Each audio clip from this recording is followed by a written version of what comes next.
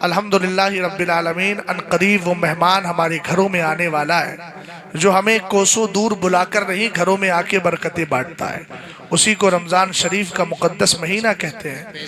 اعلیٰ حضرت امام اہل سنت کے والد بزرگوار حضرت علامہ نقی علی خان رحمۃ اللہ تعالیٰ علیہ انتقال کے بعد ایک بار اعلیٰ حضرت کے خام میں تشریف لائے، رمضان شریف آنے والا تھا، کہنے لگے مولانا احمد رضا خان ان قریب رمضان میں تمہاری طبیعت بہت زیادہ بگڑ جائے گی، مگر خبردار روزے مت چھوڑنا۔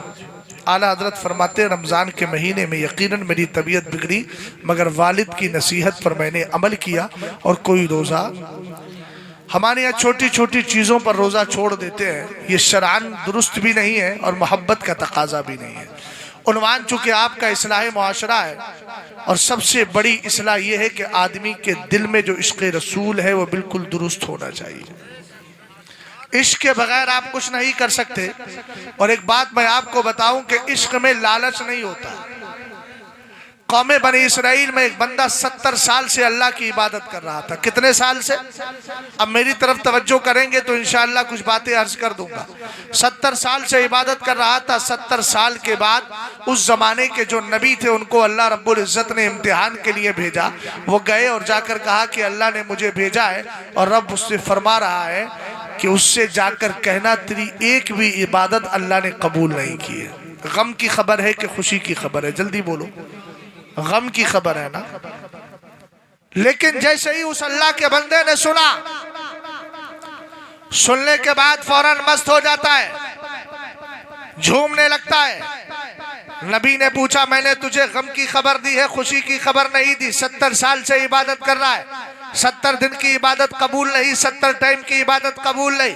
اس بندہ خدا نے جو عشق الہی میں ڈوبا ہوا تھا، اس میں لالچ نہیں تھا، صرف اپنے رب کی رضا تھی، اپنے رب کی طلب تھی، اللہ رب العزت کی محبت اور اس کے اللہ رب العزت کا عشق اس کے دل کے اندر راسخ تھا اور جامد تھا، پوری طریقے سے بیٹھا ہوا تھا۔ اللہ کے رسول نے کہا میں نے تجھے غم کی خبر دی ہے، خوشی کی نہیں۔ اس کا جواب سنیے گا، ایمان تازہ ہو جائے گا۔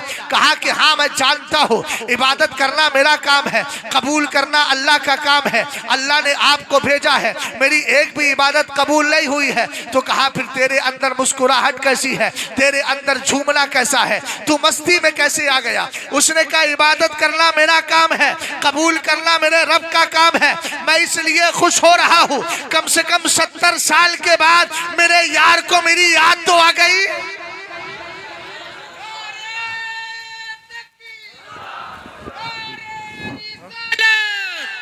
علماء اہل سنت واحدی دولہ مسلک اعلی حضرت بستی بستی قریہ قریہ نعرہ تکبیر نعرہ رسالت سبحان اللہ سبحان اللہ۔ خیر، عشق رسول کا معاملہ ہے، میں ایک واقعہ ذکر کرتا ہوں جو کہ پرمیشن کا بھی معاملہ ہے، اور ہم لوگ پرمیشن میں پردوشن نہیں کرتے ہے نا، قانون کے ساتھ چلتے ہیں الحمدللہ رب العالمین۔